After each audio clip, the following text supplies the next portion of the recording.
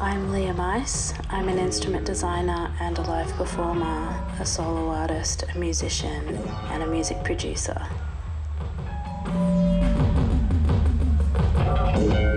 When I perform live, I play electronic music and I also perform large sculptural digital instruments that I design myself.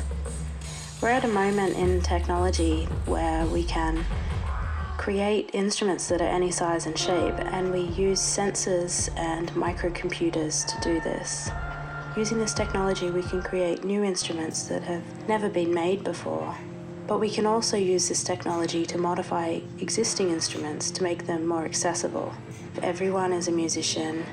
Humans have been making music since before we could even speak. But musical instruments are not designed for everybody. In 2018, I worked with the OMI Trust to try to design a new version of violin that could be performed with only one hand.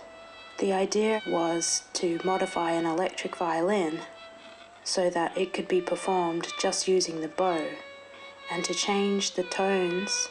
Instead of using a hand to press down on the strings, the performer could sing the notes, and the audio of the string could go through a microcomputer which would recognize the notes sung by the performer and would pitch shift the tone of the violin to match those notes. And it's possible to do this without perceivable latency, so it sounds as though the violin is performing those notes. Of course, it's not a perfect design. The performer still needs to hum. But what a project like this does is open the doors to different ideas that could tackle this problem, and to open discussions about musical instruments and the solutions to create more accessible instruments.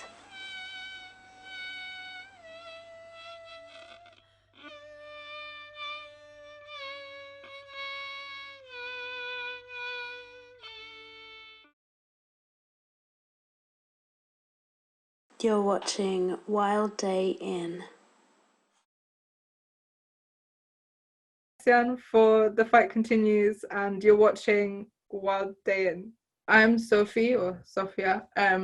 I recently graduated from university and I'm now working with The Fight Continues, TFC, which is an anarchist magazine, as a regular contributor, and I'm currently working on a piece for the next issue, which is going to be about university and disability. TFC in general, and kind of there are a few related projects like Westbury Sessions. With TFC, Lola and the co-producers kind of made a really concerted effort to make a platform for people who might not otherwise be able to access one so easily. And so not only does that give kind of exposure, but also, you know, it allows people to get paid for their content as well and for things that they create, which is really important, I think, especially in the context of... Hello, I'm Mark Wilson, and I'm the exhibition officer at the People's History Museum. Over the last 2 or 3 years, we've been working on a project called Nothing About Us Without Us. And the project really looks at kind of telling those kind of hidden histories of disabled people's activism. So it's really important for us that we're not the ones telling that story. I'm Gemma from Greater Manchester Coalition of Disabled People.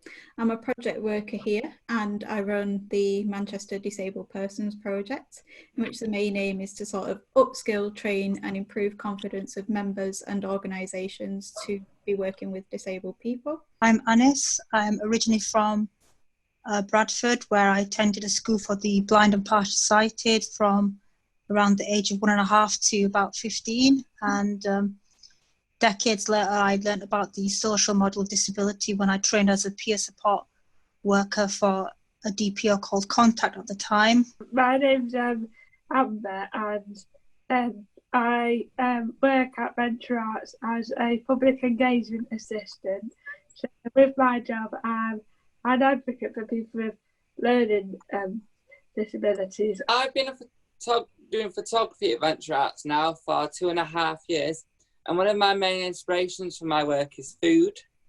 I do a lot of projects based on food.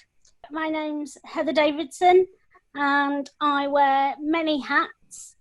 Today I'm here for Your Support Matters, but I've been involved in the People's History Museum for many years. It's important that people with disabilities get their voice across and are heard, and everyone has a voice, so they have it's important to have the same opportunity as everyone else to share what they want to share.